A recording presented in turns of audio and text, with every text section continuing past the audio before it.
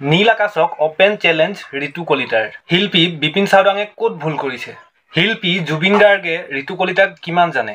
ঋতু Kalita versus শিল্পী সমাজ। Hey guys, কি খবৰ? আশা কৰোঁ আপোনালোকৰ সকলোৰে ভাল। আজি এই ভিডিঅ'টো বহুতে ইণ্টাৰেষ্টিং এটা টপিকৰ ওপৰত হয়, তো এই ভিডিঅ'টো আপোনালোকে সম্পূৰ্ণকৈ চাব আৰু এই কথাখিনি সকলো ইয়াত জানিবলৈ পাব, ঠিক আছে? তো বলক বেছি দেৰি নকৰি আজি আমাৰ ভিডিঅ'টো আৰম্ভ কৰোঁ।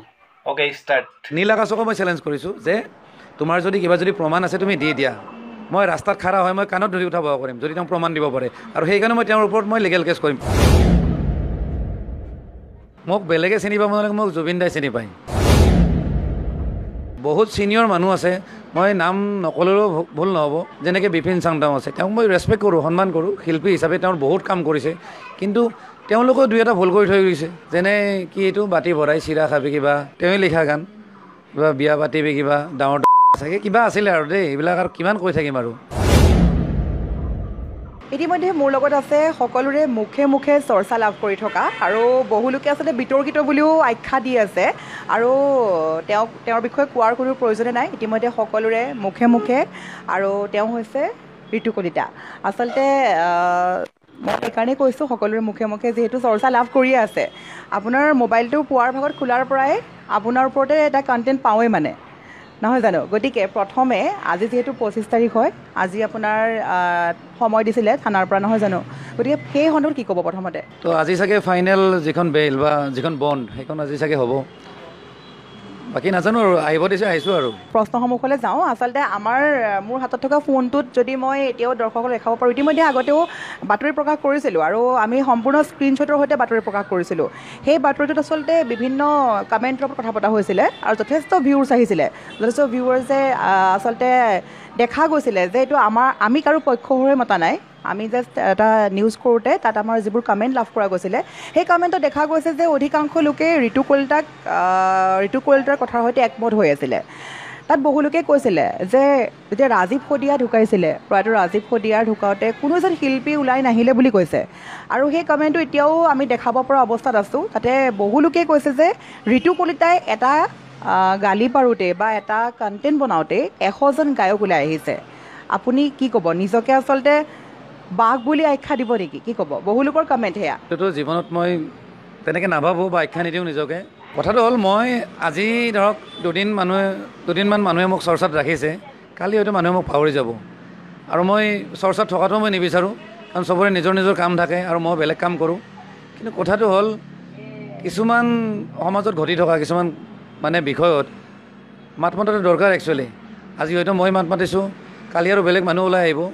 কথাটো হ'ল, বিশেষকৈ শিল্পীখিনিৰ কথা কৈছোঁ, তেওঁলোক যিহেতু ৰাইজে বনাইছে বা তাতে বহুত ভাল বা ছিনিয়ৰ শিল্পীখিনিও আছে, তেওঁলোকে কিছুমান বস্তুত মাত মতাটো দৰকাৰ, বা তেওঁলোকে নিজকে সমালোচনা কৰাটো দৰকাৰ, ঠিক আছে? আজি এতিয়া যিখিনিয়ে বহুত টকা ডিমাণ্ড কৰি আছে, আগৰখিনি কেতিয়াও ডিমাণ্ড নকৰে, প্ৰকৃত শিল্পীখিনি কেতিয়াও ডিমাণ্ড নকৰে। তেওঁলোকে একচুৱেলি এইটো বস্তু এটা হেৰি কৰা দৰকাৰ, সৰুখিনিক বুজোৱা দৰকাৰ যে ৰাইজে ইমান পইচা দিব নোৱাৰে, নহ'লে এটা সময়ত তোমালোকক শিল্পীৰ লিষ্টত নাৰাখিব। সেইখিনি কথা তেওঁলোকৰ ভিতৰত সমালোচনা কৰা দৰকাৰ।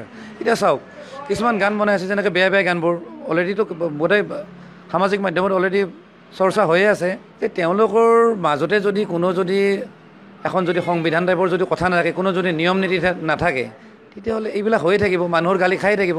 আজি মই যদি 2টা গালি দিছোঁ, কেইদিনমান পিছত আৰু 1000টা গালি দিব তেওঁলোকে। আৰু এটা কথা, যিখিনি ছিনিয়ৰ মানুহ, ক'ব লাজ লাগে, আপুনি কোৱাৰ নিচিনা যে ৰাজীৱ শদিয়া যেতিয়া ঢুকাই যায়, তেতিয়া ইমান মানুহ ওলাই অহা নাছিলে, ইভেন তেওঁক ইমান প্ৰমোটো কৰা নাছিলে, হয়নে? কিন্তু তেওঁৰ এটাও বেয়া গান নাছিলে, বা তেওঁৰ নিজৰ স্বাৰ্থত বা এনেকুৱা ফটুৱা গান গোৱা নাছিলে, হয়নে? প্ৰেমৰ গান হওক, কিবাৰ গান ইমান বেছি নাছিলে, 2-এটা হয়তো আছিলে, মই এনে শুনিছোঁ, কিন্তু বাকী অলমষ্ট 90% তেওঁৰ গানবিলাক হ'ল আমাৰ জাতিৰ কাৰণে গোৱা গান। কথাটো হ'ল, কিছুমান মানে লবি টাইপৰ কথা এটা চলি থাকে, যাৰ কাৰণে ভাল শিল্পীখিনিয়ে ওলাই আহিব নোৱাৰে, যিখিনিক একচুৱেলি আমি শিল্পী আখ্যা দিয়াটো দৰকাৰ। এতিয়া বহুত ছিনিয়ৰ মানুহ আছে, মই নাম নক'লেও ভুল নহ'ব, যেনেকৈ বিপিন চাওডাং আছে, তেওঁক মই ৰেচপেক্ট কৰোঁ, সন্মান কৰোঁ। শিল্পী হিচাপে তেওঁৰ বহুত কাম কৰিছে, কিন্তু তেওঁলোকেও দুই এটা ভুল কৰি থৈ গৈছে, ক'ৰবাত নহয় ক'ৰবাত তেওঁলোকে ভুল কৰিছে, সেইকাৰণে তেওঁলোকে কিছুমান কথাত গাত লাগে। যেনে কি এইটো বাতি ভৰাই চিৰা খাবি কিবা, তেওঁৱে লিখা গান, কিবা বিয়া পাতিবি কিবা ডাঙৰ চাগে কিবা আছিলে আৰু দেই, এইবিলাক আৰু কিমান কৈ থাকিম আৰু। তো তেওঁলোকে ক'ৰবাত নহয় ক'ৰবাত ভুল কৰিছে, সেইটো কথা গতিকে তেওঁলোকেও নিজকে অকণমান বিশ্লেষণ কৰি চাওক যে এই বস্তুবিলাক হ'ব নালাগে। আচলতে আপোনাৰ ওপৰত যিটো যেতিয়া কেছ দিয়া হৈছিলে বা এফআইআৰ দিয়া হৈছিলে তেতিয়া বহু সংখ্যক ছিনিয়ৰ আৰ্টিষ্টৰ এটা নাম দেখা পাইছিলোঁ, যিখন লিষ্ট আচলতে পঢ়ি দিয়া হৈছিলে তেওঁলোকৰ মাজৰ পৰা। সেই ছিনিয়ৰ আৰ্টিষ্টসকলকো আপুনি সামৰি ল'ব চেষ্টা কৰিছিলে নেকি? কি ক'ব? নাই, মোৰ তেনেকুৱা উদ্দেশ্য নাছিল, কাৰণ ছিনিয়ৰখিনিয়ে কেতিয়াও ইমান পইচা ডিমাণ্ড নকৰে প্ৰথম কথা। কথাটো হ'ল তেওঁলোকে যিটো ক্লিপ ভাইৰেল কৰিছে সেইটো অকণমান সেইটোৱে কাটি পেলাই সিহঁতে দিছে, ফুল ভিডিঅ'টো হাতে দিয়া নাই। ফুল ভিডিঅ' দিলে হয়তো ৰাইজৰ প্ৰতিক্ৰিয়া বেলেগ হ'ল হয় বা এণ্টায়াৰ চিনাৰিঅ'টো বেলেগ হ'ল হয়। তেওঁলোকে অকণমান ক্লিপ দিছে জাষ্ট গালিখিনি, যাতে ডাঙৰখিনিকো যাতে সামৰি ল'ব পাৰে বা চব মানুহক যাতে অকণমান গৰম কৰি ল'ব পাৰে। মানে আল্টিমেটলি তেওঁলোকৰ কিবা ব্যক্তিগত শত্ৰুতা আছে নে কি আছে মই নাজানো, তেওঁলোকে সেনেকৈ এটা বেলেগ ধৰণৰ এটা চিনাৰিঅ' ক্ৰিয়েট কৰিছে, যিটো মই বিচৰা নাছিলোঁ। আৰু ডাঙৰখিনিৰ প্ৰতি মোৰ সদায় শ্ৰদ্ধা আছে, কাৰণ ময়ো ক'ব গ'লে মই সৰু ল'ৰা হৈ থকা নাই, তেনেকুৱা ছিনিয়ৰবিলাকৰ গান শুনিয়ে মই ডাঙৰ হৈছোঁ বা তেওঁলোকক মই প্ৰকৃত শ্ৰদ্ধা কৰোঁ। গতিকে ইয়াত কোনো তেনেকুৱা কথা আহিয়ে নপৰে। আৰু যিখিনি ডাঙৰখিনিক যে টানি আনিছে তেওঁলোকৰ উপায় নাই, যিহেতু এটা ফেটাৰ্নিটি হয়, তেওঁলোকে মিলিজুলি কাম কৰি থাকে, হয়নে নহয়? কাৰণ নিজেও অকলে একো কাম কৰিব নোৱাৰে, হয়তো কোনোবা দ্বাৰা বজায় বা কোনোবা ষ্টুডিঅ'ত কাম কৰে, গতিকে তেওঁলোকে এটা ফেটাৰ্নিটি বা এটা ফেমিলিৰ নিচিনা কাম কৰে। গতিকে অভিয়াছলি কিবা এটা ইছ্যু হ'লে নিশ্চয় ওলাই আহিব। কিন্তু ডাঙৰখিনিকেও মই এটা ৰিকুৱেষ্ট কৰোঁ, তেওঁলোকেও এই বস্তুটো চোৱা দৰকাৰ যে এটা কমিটি বনাই কমচে কম লিৰিক্সবিলাক যিবিলাক আহিব আৰু নেক্সট ভৱিষ্যতে অকণমান চালি জাৰি চোৱাটো দৰকাৰ, যাতে তেওঁলোকে যাতে এপ্ৰুভ কৰাৰ পিছতে যাতে যিকোনো এজন ছিংগাৰে যাতে গায় গানটো, সেইটো মই তেওঁলোকক আহ্বান কৰিছোঁ অলৰেডি। ছ'চিয়েল মিডিয়াতে এয়াও আমাৰ মন্তব্য নহয় দেই, এয়া আচলতে ৰাইজৰ মন্তব্য। বহুলোকে আচলতে সামাজিক মাধ্যমত বিভিন্ন পুৰণি পোষ্ট আগবঢ়াই আছে। আপোনাক সেইদিনাখন থানাত বহু আৰ্টিষ্টে চিনি নাপাওঁ বুলি ক'লে। বহু ধৰণৰ এই ধৰণৰ কিছুমান আমি দেখা পাইছিলোঁ ভিডিঅ', শ্বৰ্ট ভিডিঅ'। তেওঁলোকে কৈছিলে যে কোন ঋতু কলিতা চিনি নাপাওঁ, আজিহে নামটো শুনিছোঁ, বা কোনো ছিংগাৰেতো বহুত ট্ৰল দি আপোনাক কথাষাৰ কৈছিলে নহয় জানো? তাৰ মাজতে অসমৰ ৰাইজে কিছুমান পুৰণি ভিডিঅ' পুনৰ আপলোড কৰিছে, আৰু যিবোৰ ভিডিঅ' দেখা গৈছিলে সেইসকল শিল্পীৰ সৈতে একেখন মঞ্চত ঋতু কলিতা। গতিকে কি ক'ব সেই সন্দৰ্ভত? আপুনি তেওঁলোকক গম পাইছিল নে আগৰ পৰা, নে সেইদিনাখন আচলতে বহু শিল্পীয়ে জানিও নজনাৰ কিবা এনেকুৱা? কি ক'ব আচলতে? ক'ব গ'লে কি ক'ম, হাঁহিও উঠে কিছুমান কথা। মোক বেলেগে চিনি পাব নালাগে, মোক জুবিন দাই চিনি পায়। তেওঁৰ লগত মই 8-10 বছৰ মই সময় কটাইছোঁ এজ এ ফ্ৰেণ্ড। আমি ককাই ভাইৰ নিচিনা সময় কটাইছোঁ। কিবা কথাত তেওঁ আৰু মোৰ মাজত কোনোবাই ৰিলেশ্যন বেয়া কৰিছে, এইটো চিধা কথা, বেলেগে ৰিলেশ্যন বেয়া কৰিছে, আমাৰ সম্পৰ্ক কিবা মিছআণ্ডাৰষ্টেণ্ডিং ক্ৰিয়েট কৰিছে। কিন্তু এতিয়াও মই তেওঁৰ প্ৰতি শ্ৰদ্ধা আছে, বা তেওঁ মোক ভালদৰে জানে যে মই একচুৱেলি কি মানুহজন। কিবা এটা কথাত বেয়া পাব পাৰে, কিন্তু জানে যে মই কিবা এটা বুলি তেওঁ নিজে কয়। তো তেনেকুৱা মৰম কৰে। আৰু কথাটো হ'ল বাকী বহুত মানুহ সোমাই গ'ল, তো তেওঁলোকেও জানে, যিখিনিয়ে কৈছে যে ঋতু কলিতাক চিনি নাপাওঁ, তেওঁলোকে জানে যে তেওঁ ইমান দিনে জুবিন দাৰ লগত আছিলে, বা মই গোটেইখিনিক মানুহ অলৰেডি পাইছোঁ, ক'ৰবাত হয়তো মঞ্চত পাইছোঁ, ক'ৰবাত ষ্টুডিঅ'ত পাইছোঁ, চবৰ লগতে মই চিনাকি আছে। এনেকুৱা কিছুমান ভিডিঅ' দেখা পাইছিলোঁ য'ত আপোনাক গীত গাবলৈও অনুৰোধ কৰিছিলে। সেইবোৰ ভিডিঅ' আচলতে আমাৰ অসমৰ ৰাইজেই আপলোড কৰিছে এতিয়া বৰ্তমান সময়ত। তো গতিকে সেইবাবে এই প্ৰশ্ন আগবঢ়ালোঁ। আৰু লগতে আৰু এটা কথা সুধিব লগা আছিলে, আপুনি ফেচবুকত যিটো পষ্টেই কৰক, সেই পষ্টটোতে আচলতে লাখ ভিউজ টানিবলৈ আচলতে টানে, বা লাখ ভিউৱাৰ্ছে এইটো গ্ৰহণ কৰে। আপুনি এসময়ত এটা পষ্ট যিটো কৰিছিলে, সেই পষ্টটো আচলতে খুবেই ভাইৰেল, যে অসমৰ চাপৰি ছিংগাৰ কোনজন, আপুনি এইটো এটা পষ্ট কৰিছিলে। সেই পষ্টটোক লৈ মই সুধিব চেষ্টা কৰিম। তাতে বহুলোকে যিখিনি কমেণ্ট কৰিছিলে সেইখিনি আচলতে দৰ্শকসকলে গমেই পায় কি কমেণ্ট আহিছিলে, কি কমেণ্ট নাই অহা।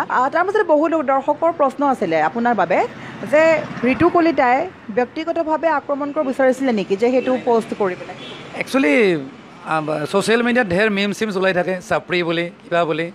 আজিকালি কিছুমান আইফোন ইউজ কৰা, কিছুমান ড্ৰেছ আপক লৈ চাপৰি শব্দটো খুব ইউজ হয়। মই ভাবিলোঁ এটা ছ'চিয়েল এক্সপেৰিমেণ্ট কৰি চাওঁ, যে কাকনো বেছি বেয়া পায় ৰাইজে, বা কাকনো বেছি ট্ৰল কৰে, কাকনো বেছি গালি দিয়ে। মই ভাবিলোঁ এটা এক্সপেৰিমেণ্ট কৰি চাওঁ। It's just a social experiment. ইয়াত মোৰ কাকো টাৰ্গেট কৰা কোনো উদ্দেশ্য নাছিল, বা কাৰো লগত মোৰ ব্যক্তিগত শত্ৰুতাও নাই। মই এক্সপেৰিমেণ্ট কৰিম বুলি ভাবিলোঁ। তো তাৰ ভিতৰত কমেণ্টবিলাক আহিছে, গমেই পাইছে কাক কৈছে, কিন্তু মই কিন্তু আশা কৰা নাছিলোঁ, বা মই এক্সপেক্টেশ্যন নাছিলে। কাৰণ যিজনৰ নামটো বেছিকৈ হৈছে তেওঁৰ লগত মোৰ চবতকৈ ভাল সম্পৰ্ক, ক'ব গ'লে ক্ল'জ। আপোনাৰ বহুত বিহু মঞ্চত দেখা পাইছিলোঁ, বা বিভিন্ন ধৰণৰ এবাৰ আপোনালোকে যোৰহাটৰ পৰা গৈছিলে নেকি, তাতে এটা ভিডিঅ' দেখা পাইছিলোঁ খেলপথাৰত।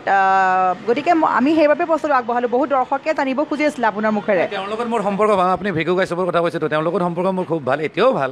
কিন্তু তেওঁ যিহেতু এটা ফেটাৰ্নিটিত আছে, এতিয়া কিবা এটা যদি ইছ্যু এটা ক্ৰিয়েট হয়, আৰু ক'ব গ'লে বহুত ডাঙৰ হৈ গ'লতো ইছ্যুটো, গতিকে কেছ দিয়া দি যেতিয়া হ'ল অভিয়াছলি তেওঁলোকৰ লগত খাৰা হ'ব লাগিব বা থিয় হ'ব লাগিব কিন্তু ব্যক্তিগত সম্পৰ্ক মোৰ ভাল এতিয়াও ভাল মই মিছা কথা নকওঁ আৰু তেওঁ বুলি নহয় তাতে থানাত যিমান কেইজন মানুহ থিয় হৈছিল তাৰে 50% আধা মানুহে মোৰ লগত আছে তো গাইছ আজি ভিডিঅ'ত ইমানেই আছিল ইমানে আপোনালোকক দেখুৱাবলৈ আছিল দেখুৱালোঁ কেনেকুৱা পালে সকলোৱে কমেণ্ট কৰি জনাব ঠিক আছে নেক্সট ভিডিঅ'ত আকৌ পাম তেতিয়াহ'লে বাই বাই থেংকছ ফৰ ৱাচিং জয় অসম